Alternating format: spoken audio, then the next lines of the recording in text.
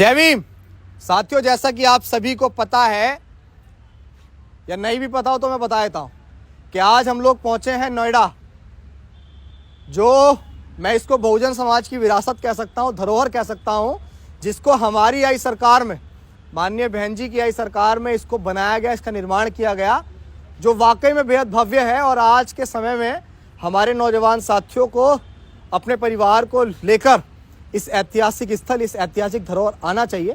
मैं आपको आगे भी इस पार्क की बहुत सारी खूबसूरती, इस धरोहर की खूबसूरती आपके बीच दिखाऊंगा। जैसा कि तमाम लोगों के बीच में पहले भी बहुत सारी जगह के वीडियोस लेके आया हूँ। मेन मकसद सिर्फ इतना होता है कि समाज के बीच हमारे समाज का जो इतिहास है वो कैसे आप तक पहुँचाया जाए। आप देखिए पीछे ये खंबे लगे हुए हैं, ये इस दलित प्रेरणा स्थल की पहचान है। पीछे महापुरुष लगे हुए हैं, जिन महापुरुषों का योगदान है बहुजन समाज की उन्नति में, जिन्होंने त्याग दिया, समर्पण के साथ बलिदान भी दिया, और उसके बाद आज SC, ST, OBC माइनॉरिटी के साथ सर्व समाज को जो तमाम अधिकार मिल पाए, जिसकी वजह से भारत के संविधान का निर्माण हो पाया। आप ये देखिए कितना भव्य पार्क बना हुआ है। मैं आगे जो दिखाने वाला हूँ ना, वो बहुत ऐतिहासिक है, क्योंकि जो महापुरुष किताबों से छुपाए गए, जो महापुरुष जिनके इतिहास की किताबों से छुपाया गया, इतिहास के पन्नों में उनके इतिहास को कभी दर्ज नहीं किया गया, मैं अभी ऐसे महापुरुषों के बीच पहुंचूंगा।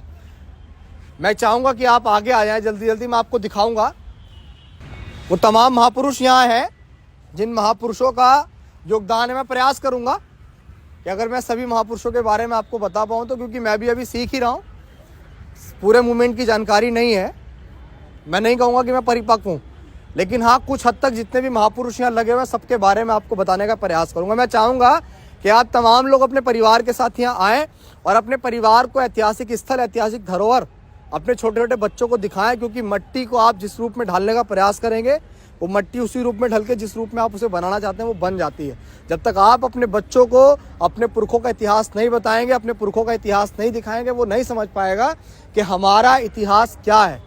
बहुत सुंदर, बहुत भव्य जगह, बहुत तमाम लोग यहाँ वीडियोस और तमाम चीज़ें बनाने आते हैं। मेरा मकसद ये था कि मैं आपके बीच इसे पहुँचाऊँ। आगे आ जाओ। यहाँ सबसे पहले तो मैं यहाँ की सरकार की क्रूरता दिखाऊंगा कि इतना भव्य बना हुआ है, तमाम लोग यहाँ आते हैं। महापुरुषों की कोई जाति नहीं होती है, ना महापुरुषों का कोई धर्म होता है, उनका अहम काम पूरे समाज के योगदान के लिए होता है। लेकिन यहाँ आप देखिए कि जब हमारी सरकार थी, बहुजन समाज की सरकार थी, तो बहुत अच्छा चमका हुआ था। लेकिन आप देखिए क्या हाल है। क्या संत कबीर जो हैं वो किसी एक जाति या किसी एक धर्म के लिए काम करके गए? क्या संत कबीर ने इस समाज की उन्नति के लिए काम नहीं किया? ये संत कबीर हैं, जिनकी बहुत सारी वाणियाँ आप लोगों ने सुनी होंगी और किताबों पुस्तकों में आपने जानी भी होंगी, टीवीओ और यूट्यूब के माध्यम से भी सुनी होंगी। इनकी वाणियाँ कितनी फेमस हैं। आगे मैं आपको दिखाऊंगा।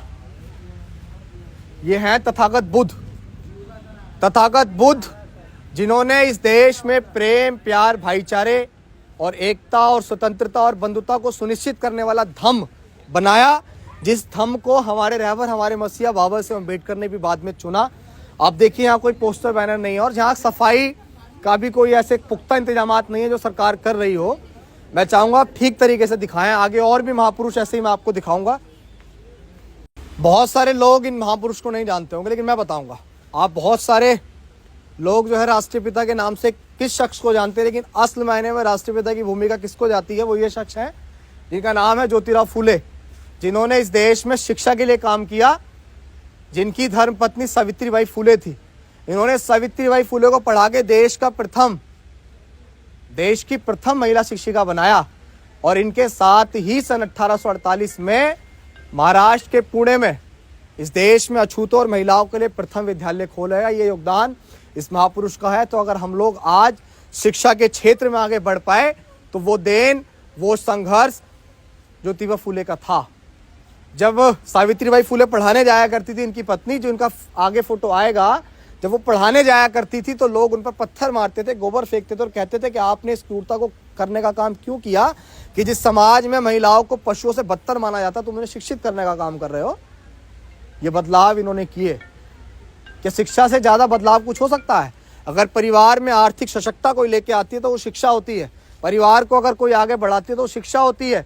पुरखों की गरीबी को अगर कोई मिटाती है तो वो शिक्षा होती है। तो जिस व्यक्ति ने शिक्षा के लिए काम किया वो शख्स ही इस देश में राष्ट्रपिता का दर्जा पा सकता है, और लोग नहीं जिन्होंने इस देश को बांटने का काम किया। मैं आगे और महापुरुषों को आपको दिखाऊंगा। आगे जो महापुरुष मैं आपको दिखाना चाहता हूं वो ये कहते थे कि अपनी बीवी को अच्छे कपड़े कम पहनाओ या अपने बच्चों को अच्छा खाने के लिए ना भी दे पाओ घर में, लेकिन उनको बेहतर से बेहतर शिक्षा जरूर दो। आप अच्छे कपड़े पहनने में अपने पैसों को व्यर्थ मत करो, अच्छा खाने में अपने पैसों को व्यर्थ मत करो, लेकिन अपने बच्चों को पढ़ाने के लिए अच्छे से अच्छी शिक्षा देने के लिए पैसा खर्च करो, जिनका नाम है संत गाडगे जी महाराज। मैं चाहूँगा बहुजन समाज के लोग, हमारा जो यूथ है वो एम्पावर होने के लिए ऐसे महापुरुषों को पढ़े। संत गाडगे जी महाराज की जीवनी को आप पढ़ें, आपको बहुत कुछ सीखने को मिलेगा। आगे अगले जो महापुरुष हैं वो ओबीसी कम्युनिटी से आते हैं बेसिकली, लेकिन इनका भी जो इतिहास है, जिनको मैं नाम बताऊंगा, पहले बहुत सारे लोग गेस भी कर सकते हैं आप इनका नाम क्या हो सकता है। आप एक बार दिखा दीजिए, मैं इनका इतिहास आपको बताता हूं। ये कोल्हापुर के राजा हैं, जिनको आप और हम और तमाम लोग शाहू जी महाराज के नाम से जानते हैं। हम लोग छत्रपति शाहू जी महाराज, जिन्होंने अपने राज्य कोल्हापुर में दलितों के लिए सबसे पहले आरक्षण लागू किया था। अगर इस देश में आरक्षण का जनक किसी को कहा जाता है तो वो शाहू जी महाराज को कहा जाता है। अगर आरक्षण इस देश में आया तो वो शाहू जी महाराज की देन है। इन्होंने ही बाबा साहेब अम्बेडकर को विदेश पढ़ने जाने के लिए वजीफा दिया था। इन्होंने ही अपने एक दलित सेवक की चाय की दुकान पे सबसे पहले चाय पीकर उसका उद्घाटन किया था। ये वो शख्स हैं जो कोल्हापुर के राजा थे। अगला इनका भी जब ये अपना राजा बने थे तो इनका भी राज्याभिषेक जो है एक पंडित के द्वारा नहीं किया गया था, क्योंकि ये भी ओबीसी कम्युनिटी, लेकिन असल मायने में ओबीसी कम्युनिटी सोई हुई है, उनको नहीं पता है। और ये मूवमेंट शुरुआत किया हुआ ही उनका है। ये मूवमेंट शुरुआत किया हुआ ही उनका है। अगले महापुरुष के बारे में आपको बताता हूं।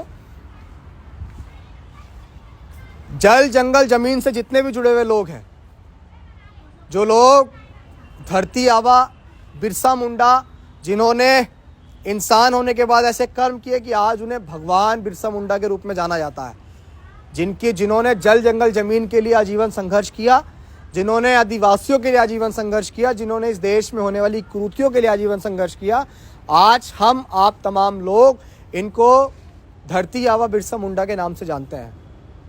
जय भीम, जय जोहार। आगे आइए, मैं आगे दिखाता हूं।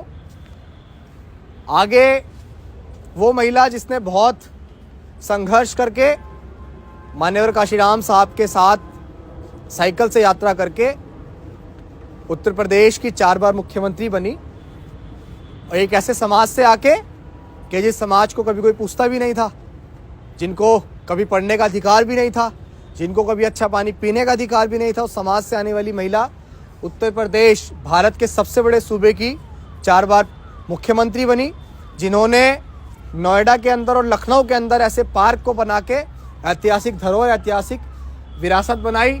वर्तमान समय में कुछ भी हो इनका, लेकिन समाज को इन्होंने जो दिया वो भी अनमोल है। आगे हमारे रहबर, हमारे मसीहा डॉक्टर बाबा साहेब अम्बेडकर, जिन्होंने इस देश का संविधान लिखा।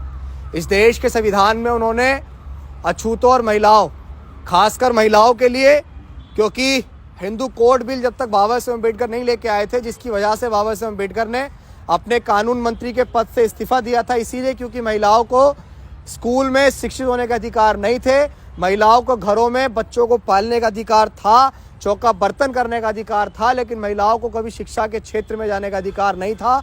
वो महिला कभी आईएएस, पीसीएस, जज, डॉक्टर, बैरिस्टर, कलेक्टर, मॉडल कुछ भी नहीं बन सकती थी अगर बाबा साहेब अम्बेडकर हिंदू कोड बिल ना लेके आए होते या बाबा साहेब अम्बेडकर ने इस्तीफा ना दिया होता। ये वो शख्स हैं जिन्होंने बहुत संघर्ष किया, जिनके संघर्ष को मैं शायद अपने 10 जन्मों में भी बोल बोल कर बयां नहीं कर सकता हूं। इनका अनमोल वो संघर्ष, जिन्होंने हमें वोट का अधिकार दिया, जिन्होंने हमें अच्छे कपड़े, अच्छा खाना, हर चीज करने का अधिकार दिया, वो ये बाबा साहेब अम्बेडकर, जिनको आज आप तमाम लोग विश्व रत्न के नाम से जानते हैं। लोग कहते होंगे भारत रत्न, लेकिन वो छोटा सा रत्न इनको नहीं उस तरह सम्मान दे सकता। हम तो इनको विश्व रत्न ही कहेंगे। अगले महापुरुष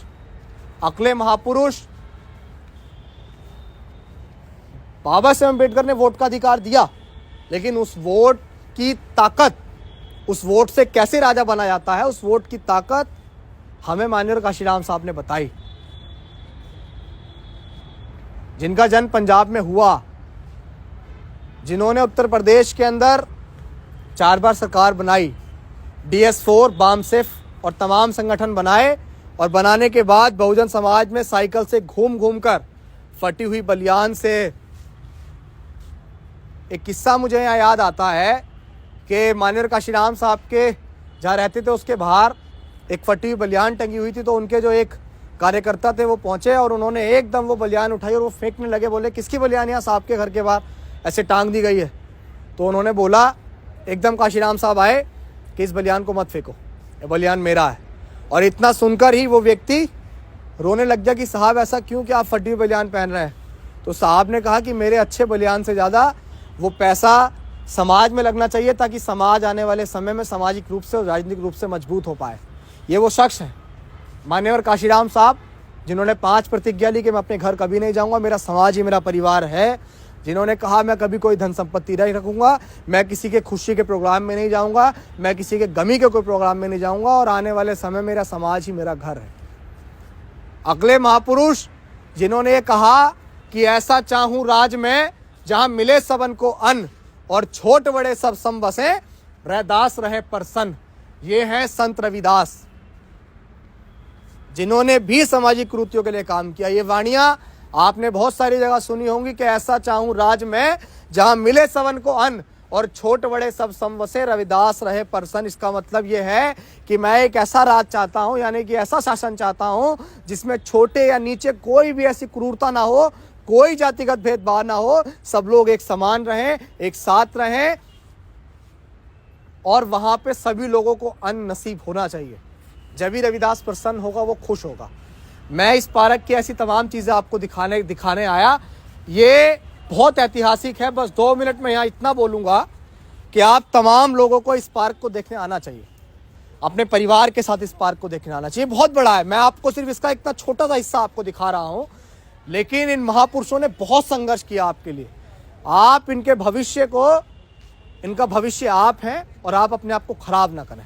आप इनके जो सपने थे, इन तमाम महापुरुषों के सपने थे, उनको पूरा करने की जिम्मेदारी आपके कंधों पर है।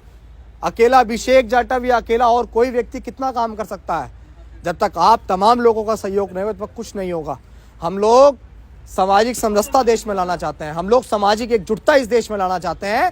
जब तक वो सामाजिक एकजुटता इस देश में नहीं होगी, जब तक जातिगत भेदभाव इस देश में खत्म नहीं होगा, जब तक इन महापुरुषों का सपना पूरा नहीं होगा। जय भीम, जय भारत, जय संविधान। मैं ये समझता हूँ कि मेरे द्वारा दिए तमाम जानकारियाँ आपके लिए बहुत लाभदायक होंगी, और मैं चाहता हूँ कि आप तमाम लोग अपनी जिम्मेदारियों को समझकर अपने परिवार को इन महापुरुषों के इस ऐतिहासिक स्थल को दिखाने के लिए अपने परिवार को लेकर आएँ, और ऐसे तमाम स्थलों को आप लोग दिखाएं। जय भीम, जय भारत, जय संविधान।